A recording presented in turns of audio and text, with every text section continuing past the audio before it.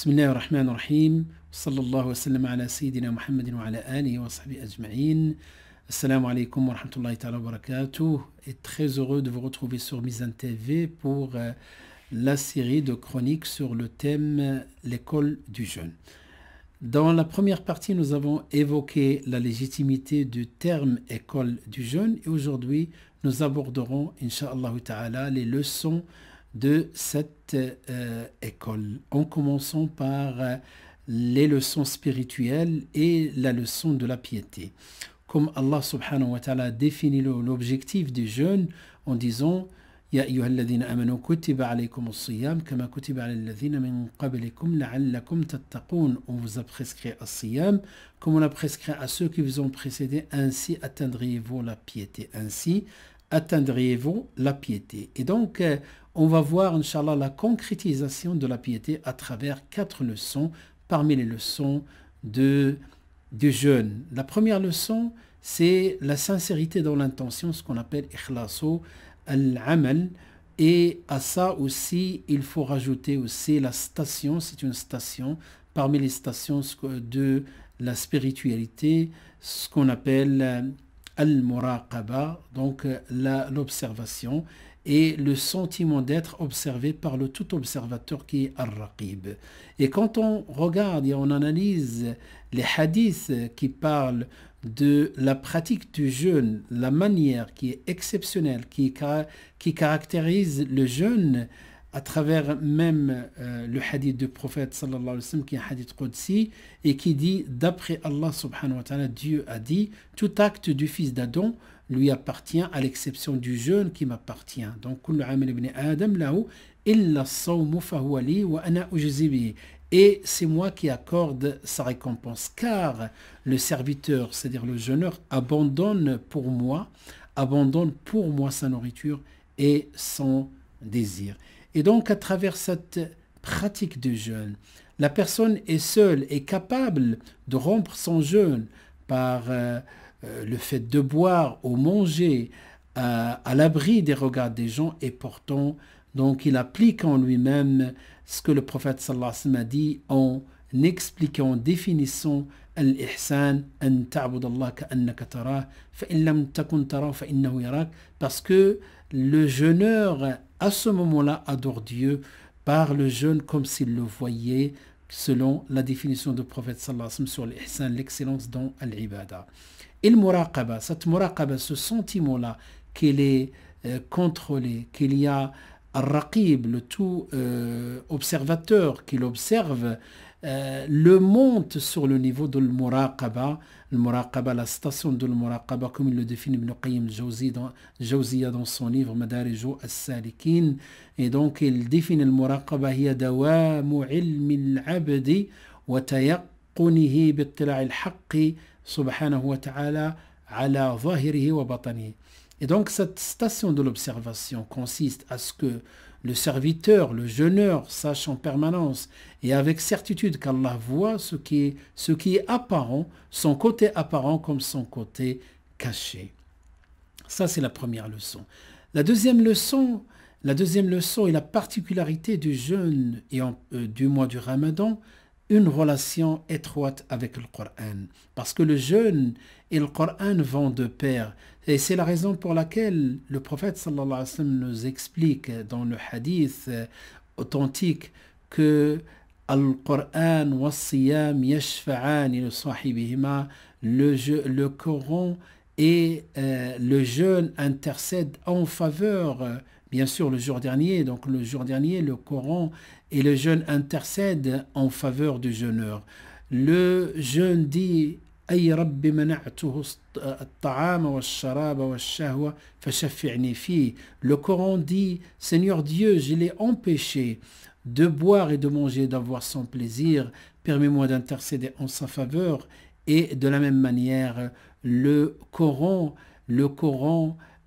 dit et intercède en faveur du jeûneur en disant Seigneur Dieu, je l'ai empêché de dormir pendant le mois du Ramadan, et permets-moi d'intercéder en sa faveur, et Allah leur accorde cette intercession. Et pourquoi cette relation avec le Coran pendant le jeûne du mois du Ramadan? Parce que Allah subhanahu wa ta'ala, lorsqu'il nous a parlé des versets qui parlent des prescriptions du jeûne, il nous a rappelé la particularité du mois du Ramadan et sa relation avec le Coran en disant Shahru Ramadan alladhi unzila fihi al-Qur'an, le mois du Ramadan au cours duquel le Coran a été descendu, Hudan lin-nas, une guidance pour les gens.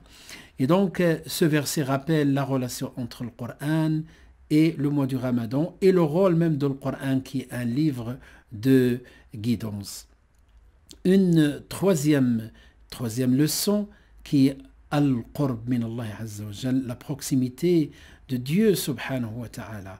Lorsqu'on regarde Ismullah Azza wa Jal Al-Raqib dans les endroits où il a été cité, parmi les endroits où il a été cité dans le Coran, c'est au milieu des versets qui parlent de quoi? Qui parle des prescriptions du jeûne. Donc dans Surat Al-Baqarah, verset 183, Allah commence par prescrire ce jeûne-là du mois du Ramadan dans des étapes. Et on va voir dans cinq versets, Allah subhanahu wa ta'ala parle de ces prescriptions juridiques du jeûne du mois du Ramadan et la manière de jeûner.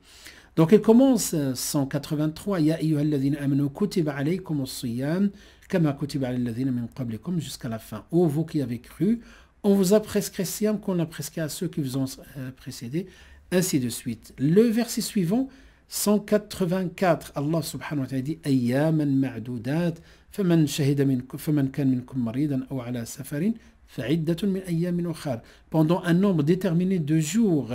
Et quiconque est en état de malade, en voyage, il rattrape d'autres jours. Le verset suivant, donc regardez, donc ces versets-là parlent du jeûne et la manière de jeûner, les règles du jeûne. 185, Shahru Ramadan alladhi unzila fihi al-Qur'an, Hudan lin-nas wa bayyinatin min al-huda wal-furqan, jusqu'à la fin. Les versets sont assez longs. Allah subhanahu wa ta'ala dans ce verset, il dit le mois du Ramadan au cours duquel le Coran était descendu comme guide pour les gens, etc. Et ensuite le verset 186, وَإِذَا سَأَلَكَ عِبَادِي عَنِّي فَإِنِّي قَرِيبٌ أُجِيبُ دَعْوَةَ الدَّاعِي إِذَا دَعَانِ فَلْيَسْتَجِيبُوا لِي وَلْيُؤْمِنُوا بِي لَعَلَّهُمْ يَرْشُدُونَ. Et quand mes serviteurs t'interrogent sur moi, alors je suis tout proche.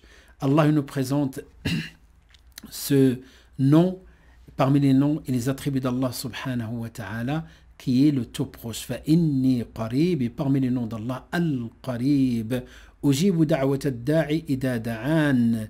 Et donc Allah subhanahu wa ta'ala répond aux appels des gens lorsqu'ils l'appellent subhanahu wa ta'ala. Ensuite, le verset suivant, 187, Uhilla lakum laylata as-siyam ar-rafathu ila nisaikum ila akhiri. On vous a permis la nuit de Siyam d'avoir des rapports intimes avec vos femmes. Et donc, si vous voyez trois versets qui parlent de Siyam, et ensuite le quatrième parle de nom d'Allah Ar-Raqib, et ensuite le cinquième verset aborde toujours les règles du jeûne. Un verset qui parle de la proximité avec Dieu subhanahu wa ta'ala. Au milieu des versets de jeûne, cela implique que le jeûneur est tout proche d'Allah subhanahu wa ta'ala pendant le jeûne, et c'est la raison pour laquelle Allah subhanahu wa ta'ala a introduit le nom d'Allah Ar-Raqib au milieu des versets qui parlent du jeûne. Et enfin, la quatrième leçon, c'est qui est en rapport avec le Coran, parce que les jeûneurs pratiquent automatiquement le soir At-Tarawih, qui n'est pas une obligation, mais elle est très pratiquée. On voit que les mosquées sont remplies les nuits du mois du Ramadan. Une quatrième leçon qui est la leçon de la prière de la nuit, de Qiyamul Layl, de Tarawih. Et Allah subhanahu wa ta'ala rend hommage à ceux qui s'arrachent de leur lit pour aller prier, comme Allah subhanahu wa ta'ala dit تتجافى جنوبهم عن المضاجع يدعون ربهم خوفا وطمعا وَمِمَّا رَزَقْنَاهُمْ يُنْفِقُونَ. Ils s'arrachent de leur lit pour invoquer leur Seigneur par crainte et espoir.